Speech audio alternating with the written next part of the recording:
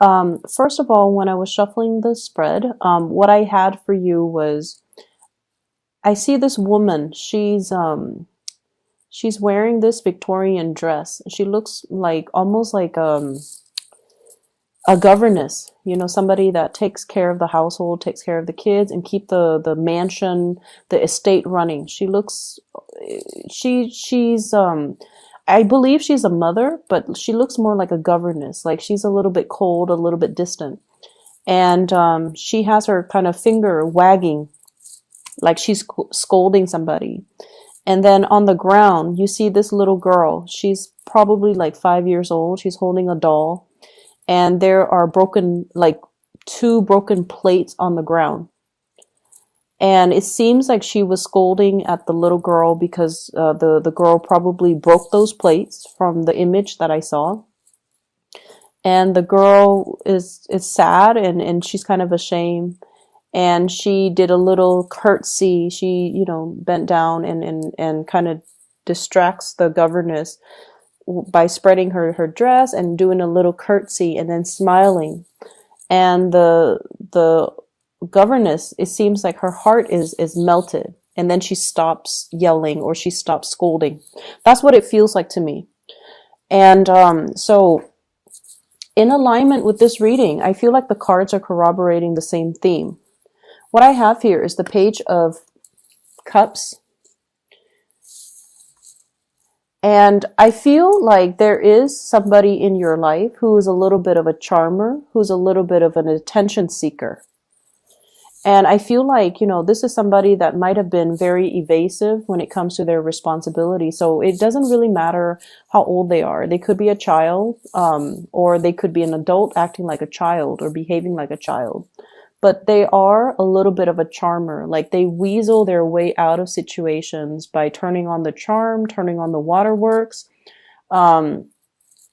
They know that they are cared for, and I feel like they tend to push boundaries a little bit. Okay, so if you're dealing with children, you want to be a little bit careful when it comes to their behavior and how oftentimes they can turn on the charms or the waterwork to get out of getting a scolding, or to avoid repercussions for their actions, or even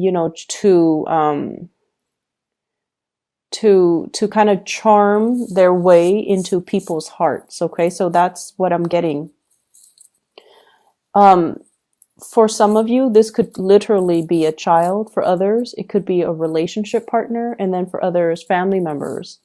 I'm also sensing as well coworkers. I'm not sensing it strongly, but I feel like it could be a coworker who is a little bit kind of like evasive when it comes to handling their responsibilities. So if this is somebody that you're dealing with in the work front, and I see this a lot for you guys, it's almost like energetically, you guys are such workaholics, and you guys are such good workers that oftentimes you are put alongside people who are slackers. And I feel like, there is a major karmic lesson here about them needing to learn from you. It's almost like you're setting the bar really high. You're setting the standards of integrity and work ethics. And they're supposed to learn a big karmic lesson from you about personal responsibility, personal obligation, stepping up when other people are not in the picture, or stepping up regardless of who's looking. It's almost like we do what we need to do because it is a part of our responsibility. So whether or not the boss is watching, we still need to work. Whether or not we feel like it, if there's some group, some people that are dependent on us, we need to step up. Okay, so it's almost like you can charm, you can turn on the waterwork. The work is not going away. So we need to handle responsibilities because it is our obligation to the place of employment.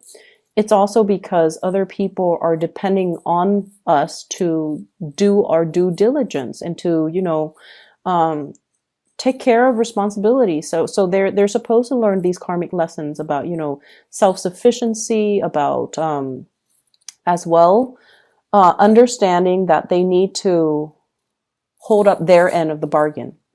And a lot of the times, from what you're supposed to be learning from them as well is to learn to ease up a little bit, is to learn to, delegate responsibilities, and also to learn to set boundaries so that responsibilities are not dumped upon you, because these are opportunistic types of people. And when they sense that you're very, very kind, and when they sense that you're able to, that you're doing things like above and beyond your scope of responsibilities, they like to dump responsibilities on you. So I feel like there is a karmic lesson needing to be learned from both parties in the work environment. Okay. I definitely feel there's something cracking. It's almost like the straw that broke the camel's back. And so this week, there is a lot of responsibilities that you have to take care of. And you are not in a position to take on more. You're in a position to learn to say no to other people, to learn a very direct way to say no to people, to draw very clear boundaries, and to also set people in their place. Okay. What I have here is the 10 of Wands. This is a lot of things that you have to take care of, a lot of loose ends to tie up, a lot of things that you're physically carrying around. And if you are kind of like trying to avoid people, I usually think of this as like, he's using those wands to cover his face, not wanting to see people, not wanting to confront people, conflict avoidance, trying to just avoid certain people. This is really a week for you to step into this power with the Ace of Swords. This is like saying what's on your mind and meaning it, and learning to say no to people, learning to cut people out. Okay. The man on the horse, he's a little bit shocked by this Ace of Swords. It's coming out in such a fast and swift and truthful manner that he didn't expect. So if you have been kind of like, the doormat, I feel like this is the week where it's like, enough's enough. I'm not going to be taking on other people's responsibilities. I'm already, stretched thin. I'm already wearing multiple hats. I'm already going above and beyond my scope of responsibilities, and it's not fair. So you're going to set the record straight, and you're going to preserve your time, which is very little and very precious to you, so that you can take care of the things that you need to take care of. Okay. I also see as well, there might be issues when it comes overall with like conflict within the family. What I have in this spread though, and I don't want you to fret, okay? I have a lot of love. I have a lot of communication and a lot of love. And so the people around you, they truly, truly, truly care about you. Even those coworkers that slack off, they care about you. They don't want any harm to fall on you, not only because you have your use value to them. I feel like they like you as a person. They're just opportunistic. They would do this to anybody. So it's not personal, right? And I also feel like the family members, relationship partner even. What I have here is the Ace of Cups. You have two aces, Ace of Swords and Ace of Cups. Communication needs to come from the heart. Okay.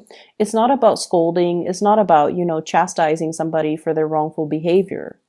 It's about telling them, you have to be a little bit more responsible with those plates. Like you broke those plates because you were reckless when you were playing. So being a little bit more delicate and gentle and toning down the communication when you're interacting with people that you love. And especially if you're interacting with people, it's almost like the delivery, the tone, the attitude matters a lot.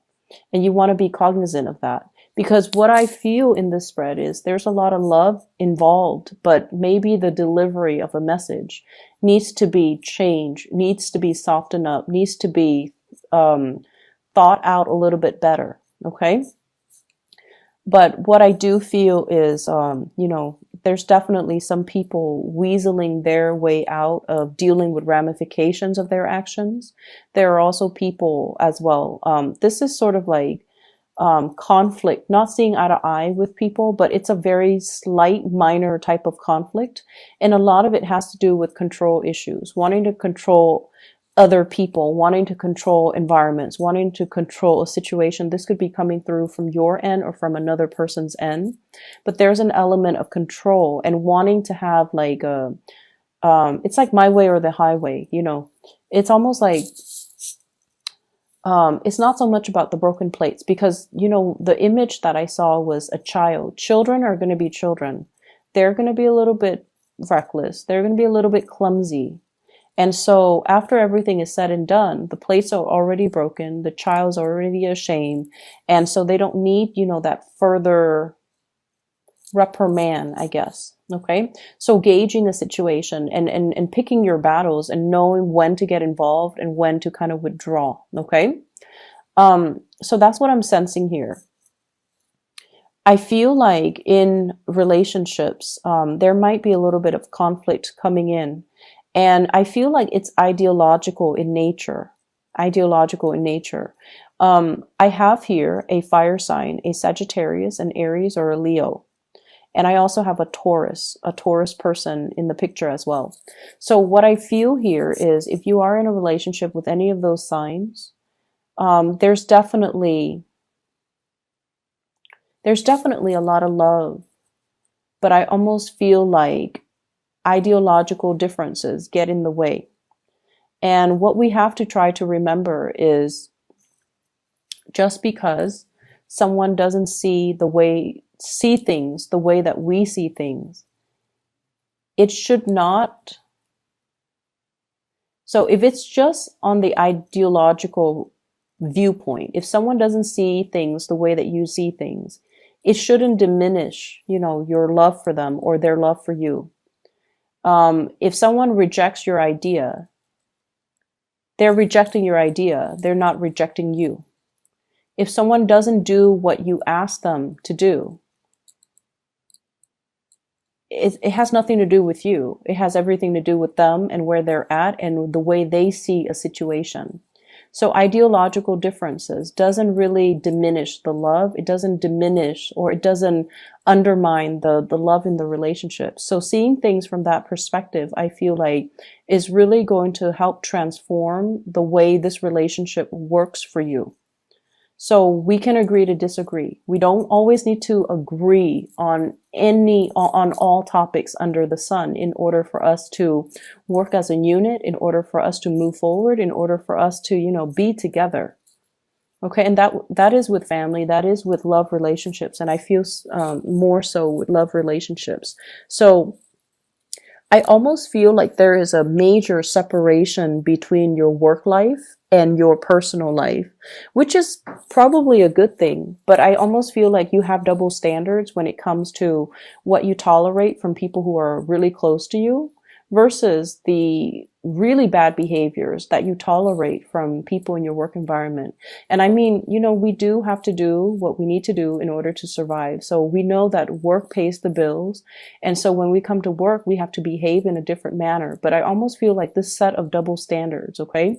It's like treating strangers with a lot of compassion, but treating your loved ones with a lot of like criticism. That's what it feels like to me. Because I have with this Ace of Swords is on top and the Ace of Cups is on the bottom. It's like being harsh with certain people and then extending love to other people. And you want to make sure that the people are deserving. Okay. You want to make sure that the people that are doing their due diligence, that are, you know, taking care of their responsibilities are the ones that should be getting the love and the support.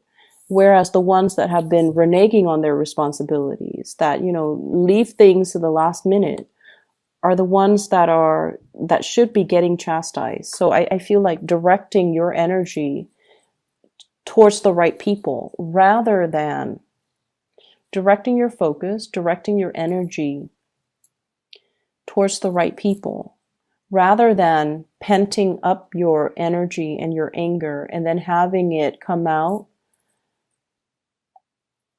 directed towards the wrong people, the ones that don't deserve it, the ones that are just like on the sidelines. and the ones that have nothing to do with the root of the problem. Okay, so this is a week for us to kind of reassess where we have been too harsh and where we are giving our energy. And especially if we're giving our energy to people that are charming and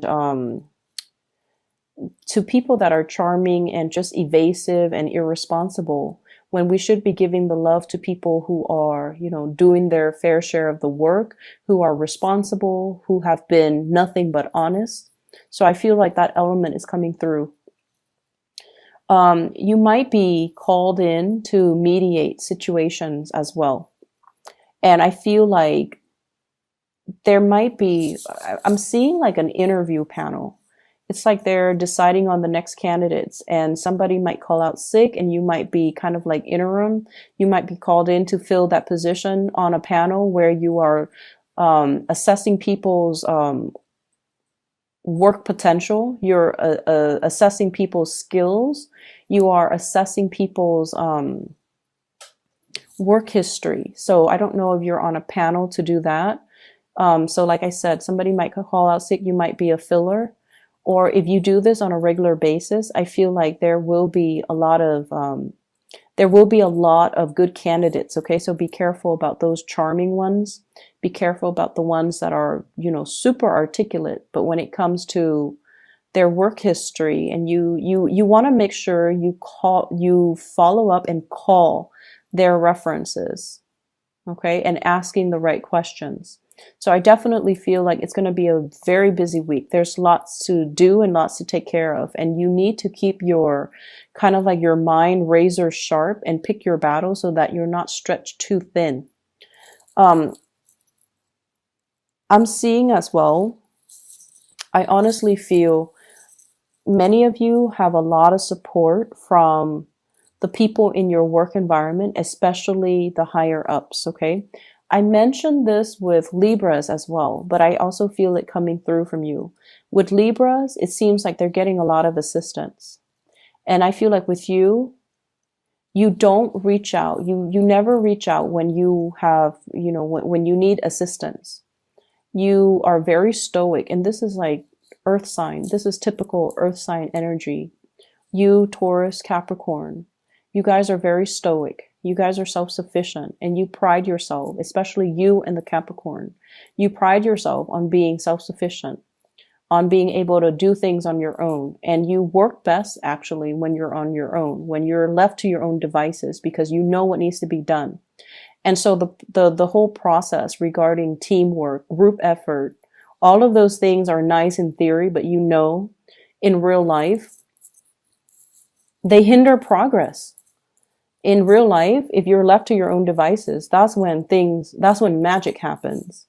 And so you might be shying away from group work. You might be shying away from, working together with other people, because everyone's going to have their own agenda, and everyone is not on the same page when it comes to their reliability, and everyone's not on the same page when it comes to their ability to take care of things. So I feel like, group work is just like the bane of your existence. I'm also sensing as well, I'm also feeling as well, and this is, relationships. For those of you who have recently broken off a relationship, and especially if children are involved, like a separation, a divorce, or something like that, I feel almost like a coming together in the relationship for the sake of the kids, wanting to resolve things or wanting to stay together, wanting to give it one last try, or wanting to, make amends and repair these rifts, because there's a lot of love. There's definitely a lot of love. And there's definitely, the element of children involved as well, because you want to keep the environment stable and just you think it's going to be good for the kids. Make sure all parties are on board, and make sure that, it's almost like you should do it for the kids, but at the same time, if this is a cyclical merry-go-round, if that, you're going to get into heated arguments with your partner, it's best not to keep that energy around the children. Okay. Learning to air out the dirty laundry, learning to air out these things behind closed doors, I feel is the best strategy. Okay. So you might be dealing with somebody who's very explosive. Like when they're upset, they need everybody to know that they're upset. They're kind of like a little bit like dramatic. Okay. And I feel like keeping that energy a little bit tame, or having that conversation with your partner so that you can have these, so that you can remove the children away from the conflict, or you can, air out your differences behind closed doors. I feel like that's the more adult thing to do.